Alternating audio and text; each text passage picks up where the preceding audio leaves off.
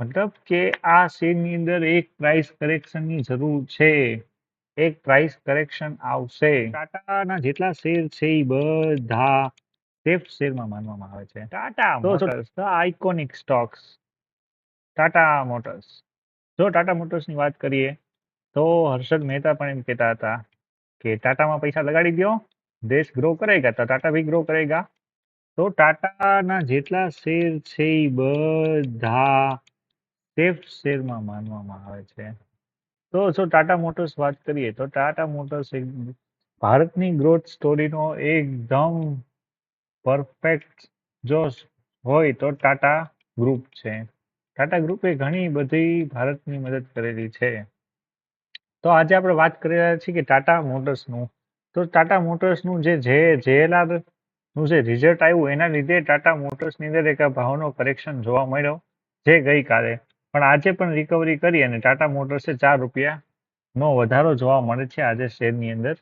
તો કાલે છે ટાટા મોટર્સમાં જે રિઝલ્ટ આવ્યું પોઝિટિવ હતું, પોઝિટિવ, પણ જે JLR ગ્રુપના લીધે 5% સ્ટોક ડાઉન થયો હતો, તો એના લીધે એક સારું એવું પ્રાઇસ કરેક્શન જોવા મળ્યું. તો શું ટાટા મોટર્સ છે એ ફ્યુચર માટે બાય કરવો જોઈએ કે ન કરવો જોઈએ? તો હું તમને કહું કે આજે તમારા ઘરે ટાટાની કાર છે એને તમે ચાવી મારીને બંધ કરી દેવાના છો? હા કે ના? ટાટા મોટર્સ છે, હું તમને એક રિઝલ્ટ બતાવું કે જે ટાટા મોટર્સ છે એનો જે સેલ્સ ગ્રાફ છે, ડોમેસ્ટિક સેલ ગ્રાફ 14% વધ્યો છે માર્ચ 2024માં. તો ચોખ્ખું બતાવી છે કે આવનારા સમયમાં જે ટાટા મોટર્સ શેર છે એ ઘણો એવો પ્રોફિટેબલ આપણને જોવા મળશે. તો ટાટા મોટર્સની સૌથી પહેલા શેર હોલ્ડિંગ પેટર્ન્સ વિશે વાત કરીએ તો ટાટા મોટર્સની અંદર જે પ્રમોટરનો સ્ટેક છે 47%, 20% retailers, 15% foreign institution, mutual fund 8%, જે માર્ચ 2023ની અંદર છે. તો માર્ચ 2023 થી લઈને માર્ચ 2024 દરમિયાન શું ફેરફાર થયો તો એની વાત કરીએ તો જે પ્રમોટર્સ છે એ તો એકદમ સ્ટેબલ છે, પણ જે ફોરેન ઇન્સ્ટિટ્યુશન્સ છે એ વધ્યા છે. મતલબ ફોરેન ઇન્સ્ટિટ્યુશન્સનો પાર્ટ વધ્યો છે. જે રિટેલર્સ છે એ 2% ઘટ્યા છે અને જે મ્યુચ્યુઅલ ફંડ્સ છે એ વધ્યા છે. જે ડોમેસ્ટિક ઇન્સ્ટિટ્યુશન્સ છે પણ એમાં પણ ઘટાડો જોવા મળ્યો છે અને જે મ્યુચ્યુઅલ ફંડ્સમાં વધારો જોવા મળ્યો છે અને ફોરેન ઇન્સ્ટિટ્યુશન્સમાં પણ વધારો જોવા મળ્યો છે. મતલબ કે આ શેરની અંદર બધાની નજર છે, બધાની સારી એવી પાર્ટિસિપેન્સ છે. આજે તમે જોઈ શકો છો આજે DIIs વાળા અને આજે FIIs વાળા આમ જોઈએ તો 9 ને 6 મતલબ 16% પ્લસ 19%, મતલબ બે પાસે બહુ કઈ ઝાઝો ડિફરન્સ નથી. જે શેર હોલ્ડિંગ એમની પાસે પડ્યા છે એમાં જે રિટેલર્સ છે એ 2% ઘટી ગયા. મતલબ કે આ શેરની અંદર બહુ જ વધારે મેન્યુપ્યુલેશન થયું હશે. રિટેલર્સને કાઢવા માટે શેરમાં મેન્યુપ્યુલેશન થયું હશે તો આપણને ચાર્ટમાં જરૂર બતાશે. જોઈએ ચાર્ટમાં નજર કરીએ તો ટાટા મોટર્સનો ચાર્ટ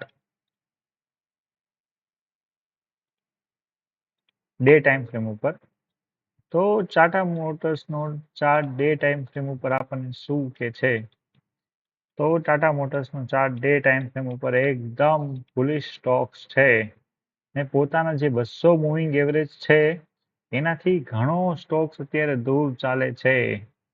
મતલબ કે આ શેરની અંદર એક પ્રાઇસ કરેક્શનની જરૂર છે. એક પ્રાઇસ કરેક્શન આવશે એવું આપણે માનીએ છીએ, કેમ કે આ જે ટ્રેડ લાઇન છે એ એકદમ નિયર અબાઉટ ગણીએ તો 60° આજુબાજુની છે. તો 60° આજુબાજુની કોઈ પણ ટ્રેડ લાઇન હોય એક સ્ટ્રોંગ ટ્રેડનો સપોર્ટ કરે છે. મતલબ ટ્રેન્ડ છે એ એકદમ સ્ટ્રોંગ છે. તો આ ટાટા મોટર્સ છે એ 200 મૂવિંગ એવરેજ ઉપર છે. મતલબ કે આ સ્ટોક એકદમ બુલિશ છે.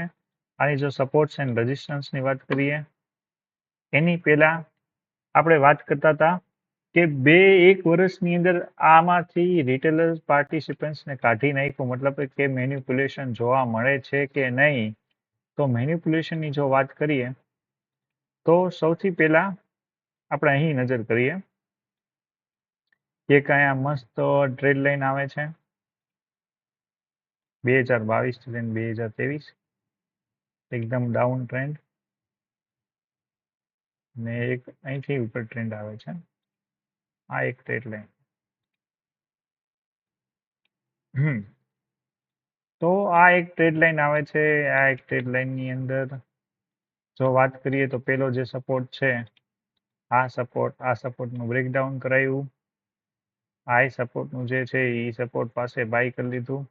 મતલબ કે આ ટ્રેડ લાઈનનું બ્રેકઆઉટ કરાવીને ઘણા બધા રિટેલર્સને ટ્રેપ કર્યા, એમની ક્વોન્ટિટીઝને બાય કરી, અને ધેન આપણને એક સોલિડ અપસાઇડ મુવમેન્ટ જોવા મળે છે. તો જો વાત કરીએ કે આ જે અહીંયા આપણને મેન્યુપ્યુલેશન જોવા મળ્યું, ટ્રેડ લાઇનનું ફેક બ્રેકઆઉટ કરાયું, ફેક બ્રેકઆઉટ, ને બધા મોસ્ટ ઓફ રિટેલર્સે અહીં પોતાની ક્વોન્ટિટીઝ ડમ્પ કરી, એફઆઈએસ ડીઆઈએસ વાળાએ બાય કરી, અને ધેન શેર પ્રાઇસમાં ઘણો વધારો જોવા મળ્યો છે. સાથે સાથે બીજી વાર પણ એક મેનિપ્યુલેશન કરી, એક ડાઉન ટ્રેન્ડ પછી એક અહીં એકવાર બાય પછી એક સડન અપ ટ્રેન્ડ જોવા મળ્યો, પછી એક ટ્રેડ લાઇન આવી, એન્ડ ધેન ટ્રેડ લાઇનનું બ્રેકઆઉટ સાથે સ્ટોક્સ એકદમ નીકળી ગયો ઉપરની સાઈડ. તો એક નાના ટાઈમ ફ્રેમમાં સારું એવું આપણને મેનિપ્યુલેશન જોવા મળ્યું છે. અને જ્યારે સ્ટોક્સ 200 મૂવિંગ એવરેજ પાસે આવ્યો છે, આપણને બાઇંગ મોમેન્ટ બતાવી છે. આ જો વાત કરીએ કે 2020 થી 21ની અંદર સ્ટ્રોંગ ટ્રેન્ડ જોવા મળ્યો. આ સપોર્ટનું બ્રેકડાઉન કરાયું અને 200 મૂવિંગ એવરેજનો સપોર્ટ લઈ અને માર્કેટની અંદર સારો એવો ભાવ મળ્યો. મતલબ કે અહીં જો આ શેરની અહીં જો વાત કરવામાં આવે તો જે 200 મૂવિંગ એવરેજ છે એ સ્ટ્રોંગ સપોર્ટ છે. મતલબ કે જ્યારે પણ પ્રાઇસ કરેક્શન કરીને 200 મૂવિંગ એવરેજ પાસે આવે તો ત્યારે આ શેરની અંદર બાઇંગ માટે એક સારી ઓપોર્ચ્યુનિટીઝ બને છે. તો જ્યારે 2% કાઢવામાં આવ્યા તો અહીં પણ એક આપણે જોઈએ તો અહીં પણ એક મેનિપ્યુલેશન બતાવી છે. માર્કેટ સ્ટ્રોંગ અપટ્રેન્ડની અંદર છે. આ એક સપોર્ટ છે, સપોર્ટનું બ્રેકડાઉન કરાયું, પછી એક નવો સપોર્ટ ક્રિએટ થયો, અહીંથી ભાવ ઉપરની સાઈડ ગયો, અહીંથી વળી પાછું આજે અહીંથી જેને બાય કર્યું એના સ્ટોપ લોસને હન્ટ કર્યા, એસએલ હન્ટ કર્યા, વળી પાછું માર્કેટની અંદર બાઇંગ પ્રાઇસ ઉપર આવ્યું ને ત્યાંથી એક મેન્યુપ્યુલેશન આપણને શેરની અંદર જોવા મળ્યો. જે મેન્યુપ્યુલેશન વળી પાછો આ સપોર્ટ પ્રાઇસ ઉપર આવીને અહીં બાય કર્યું. મતલબ કે આ જે પ્રાઇસ છે આ પ્રાઇસની અંદર મોસ્ટ ઓફ એફઆઈઆઈસ ને ડીઆઈએસ વાળાએ બાઇંગ કરેલું છે. જ્યારે અહીંયા પ્રોફિટ બુકિંગ પણ થઈ હશે ને પોતાની પોઝિશન એડ અથવા સેલ પણ થઈ હશે. જ્યારે બાયર્સ આવ્યા ત્યારે બાયર્સને ટ્રેપ કરીને નીચેની સાઈડ લઈ ગયા, અને જ્યારે બાયર્સને બાય કર્યું ત્યારે એમનો એસએલને હિટ કરાવી દીધું. અને જેટલી બી ક્વોન્ટિટીઝને એડ કરી અને પછી એક સ્ટ્રોંગ અપ ટ્રેન્ડની અંદર માર્કેટ આપણને જોવા મળ્યું કે જે અપ ટ્રેન્ડ છે 2023થી લઈ અને 2024 સુધી એકદમ અપ ટ્રેન્ડ જોવા મળ્યું છે. હજુ સુધી આપણને કોઈ આવી ટ્રેપિંગ અથવા કોઈ પ્રોફિટ બુકિંગ અથવા કોઈ આવી ટ્રેડ લાઇન જોવા મળતી નથી. તો અહીં જો વાત કરીએ તો થોડાક ઘણા સમયથી ટાટા મોટર્સની અંદર શું થઈ રહ્યું છે. તો ટાટા મોટર્સ એક સારો એવો શેર છે. તો ટાટા મોટર્સના સપોર્ટની વાત કરીએ તો એક આ સપોર્ટ છે, આ રેઝિસ્ટન્સ લેવલ્સ છે, અને એક બાઇંગ ઝોન છે. તો મે બી પ્રાઇસ જે ભાવ છે અહીં આપણને સ્ટોક્સ આ રેન્જની અંદર મે બી આપણને સાઇડવેઝ જોવા મળે, અને અહીંયા ટ્રેપિંગ પણ ઘણી બધી થઈ શકે છે. મે બી અહીંયા એક ટ્રેડ લાઇન આવી રીતે ચેનલ પેટર્ન બનાવે, અપર ચેનલ પેટર્ન્સ, એને ઉપરની સાઈડ બ્રેકડાઉન કરી બાયર્સને બોલાવી અને એમના એસએલ હિટ કરાવે.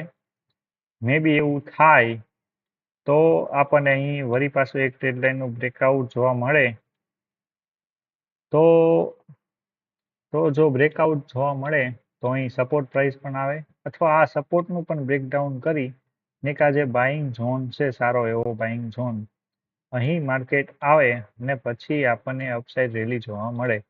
પણ હાલ ફિલહાલમાં જો વાત કરીએ તો ટાટા મોટર્સ રેન્જની અંદર સ્ટોક્સ છે ને આ રેન્જની અંદર જે સ્ટોક્સ છે એની જો વાત કરીએ તો આ એક ટ્રેડ લાઇન આવે છે નીચેની સાઈડથી મે બી આ ટ્રેડ લાઇનનો સપોર્ટ લઈ અહીંથી માર્કેટ ઉપર જાય બાયર્સને ફરી પાછા બોલાવે